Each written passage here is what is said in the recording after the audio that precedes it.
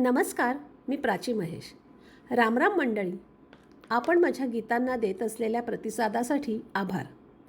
आता जरा पद्याकडून गद्याकडे वळूयात. गाणी, गोष्टी, गप्पा हेच या माध्यमातून व्हावं यासाठी हा प्रपंच. सध्या अवघा महाराष्ट्र भक्तिमय झाला आहे. सर्वत्र विठूनामाचा गजर होत आहे. आध्यात्मिक, भावनिक म्हणजे विठू माऊलीशी असणारं मनामनाचं नातं इथे दिसून येते.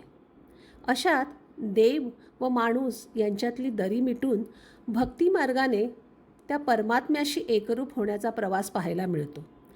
असंच काही इथे ऐकूयात. कुणा एकालाच नव्हे तर अखिल जगतातील मानवाला मी कोण असा गूढ गहन प्रश्न पडला आहे.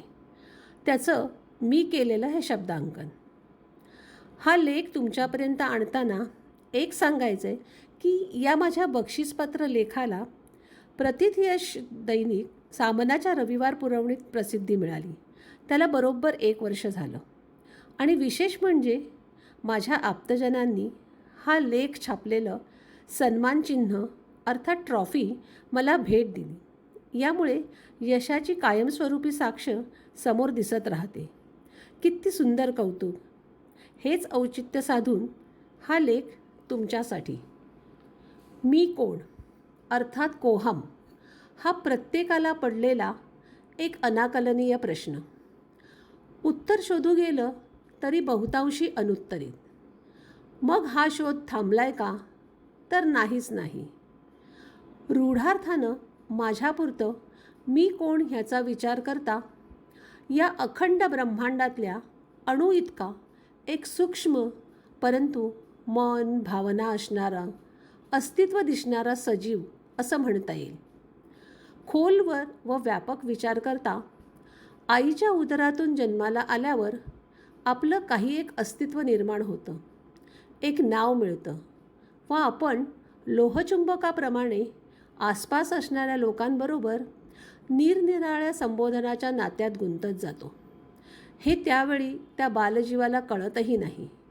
नंतर काळ पुढे जातो तसे आपणही पुढे जात राहतो व जेव्हा सक्षम समजदार होतो तेव्हा आपल्या कामगिरीनुसार वकुबानुसार विशिष्ट पद प्रतिष्ठा मिळून या मीला नवीन ओळख प्राप्त होते. इथे मात्र जाणीवा जागृत असल्याने या मीमध्ये मीपणा मिसळू लागतो. मी असा, मी तसा, हे माझं, सर्व माझ्यामुळेच होत आहे हा अहंभाव या मीला अधिक गडद करतो.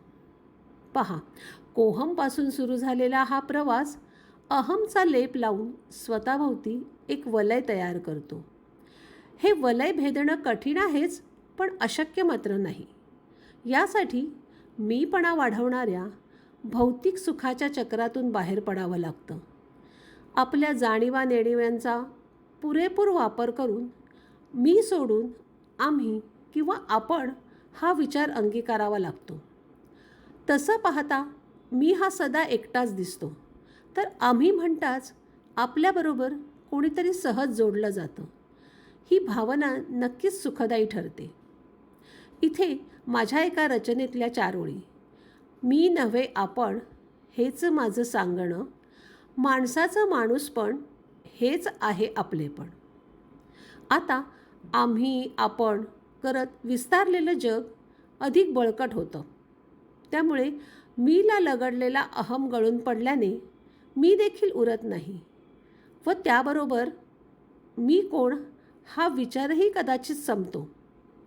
तसंही या आम्हीमुळे आलेला अनुभव, झालेली उपरती याने आत्मसंयमाची भावना निर्माण होते.